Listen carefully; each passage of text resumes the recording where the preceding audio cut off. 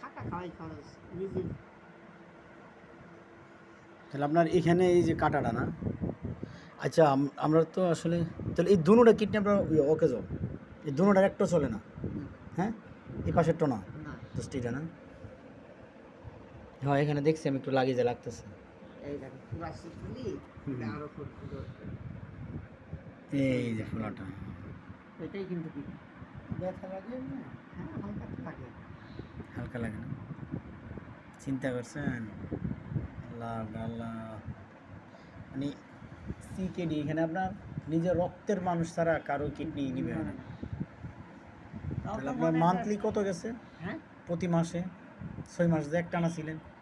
বললাম না টাকার তো কোনো হিসাব হয় না, কেন আপনার একটু যদি মনে করেন কিপটাগিরি করে চলেন তাহলে সেই হিসেবে। আপনার আপন বোন দিছে কিডনি? হ্যাঁ এখন ওই মনে করেন যে দুটো রুগী থাকা, সাথে মনে করেন যে আরো দুটো লোক লেগে গিয়েছে থাকতে, এটা কিনে কেটে খাওয়া, ধর সম্পূর্ণ কিনে কেটে খাওয়া। ঢাকা তো সব কিছু কিনে। তারপরে মনে করেন যে ওই যে মাছ খাইছি, মনে করেন যে সব তো দামি মাছ। তো হ্যাঁ যেগুলো দিছে এগুলো তো শিং মাছ, কই আল্লাহর মাছ। অশেষ রহমত যে আপনার আবার বোন আপনাকে সবজি মনে করেন যে সবাই ধর কি ভালো রকমই খেতাম। ডাক্তার অনেক কেয়ারিং, অনেক যত্ন করছে, হ্যাঁ অনেক ভালো মানুষ। ডাক্তার অনেকই ভালো, এই ডাক্তারের কারণেই তো এত ভিড়। একজন মানবিক ডাক্তার, হ্যাঁ? মানবিক ডাক্তার, তা না হলে 400 টাকা ভিজিট এত বড় একটা ডাক্তারের। আর এই যে এখন যতদিন আছি মনে করেন যে ফ্রি চিকিৎসা। ফ্রি, অন্যান্যগুলো মনে করেন যে অন্যান্য সমস্যাগুলো সেইগুলো টাকা নেয়। আপনি চিন্তা করেন আপনার যদি ভিজিটটা ফ্রি দেয়, তারপরে আপনার যে ট্রিটমেন্ট, হ্যাঁ রিপোর্টগুলো যদি ফ্রি হয় তাহলে তো আপনার সব কিছু ফ্রি।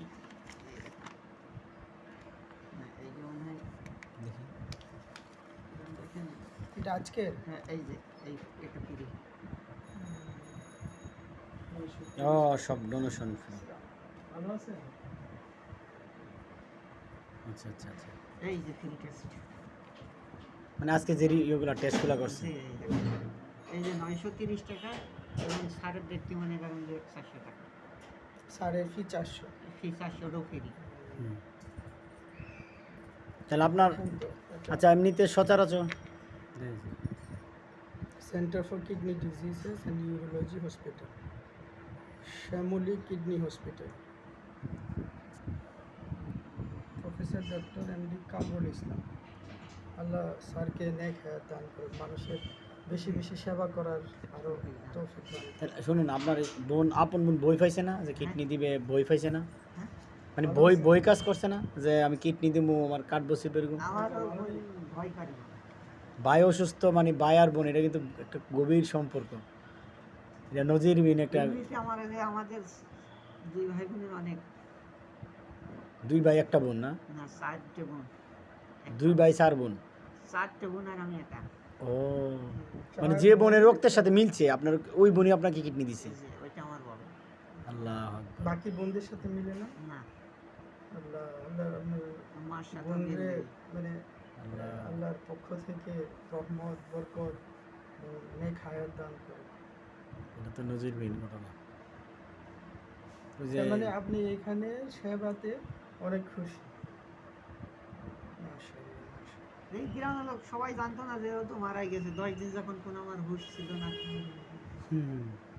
ঝিনাইদহ বাড়ি ঝিনাইদহ, আপনার? থানা থানা কোকসাদ। কোরসাদপুর। তা আক্কেলপুর কি ঝিনাইদহ পড়ছে না দিনাজপুর পড়ছে? হ্যাঁ আক্কেলপুর কি ঝিনাইদহ না। পড়ছে? এই ঝিনাইদহটা যশোরের ভিতরে, যশোরের ভিতর না? যশোর ঝিনাইদহ। বুঝতে পারছি। মোল্লার হাট হ্যাঁ এগুলো কি ঝিনাইদহ? কি কোন জায়গা? মোল্লার হাট না, বাগের হাট। বাগেরহাটটা ওটা হেলোগা যশোরের ভিতরে। সাতক্ষীরা বাগেরহাট মনে করেন আমাদের পার্শ্ববর্তী, আমাদের শ্যামপুর বর্ডার। আপনি যে জায়গা সম্পদ বিক্রি করছেন, হ্যাঁ মানে আপনার যে সম্পদ এগুলো তো বোনদেরও তো ছিল, বোনও নিদাবি দিছে? বোনেরা তো দিয়েই দিয়েছে, দিয়ে দিছে না? তাহলে আপনার বোনরা তো অনেক ভালো মানুষ। যে অনেকই ভালো মানুষ। কারণ এরকম কিন্তু হয় না যে 4 বোন, এক বোনে রাজি হলে আরেক বোন রাজি হবে না, কারণ এই সময় তো এটা তো বিপদের সময়। বিভাগের সাথে আমাদের সাথে খুব সম্পর্ক।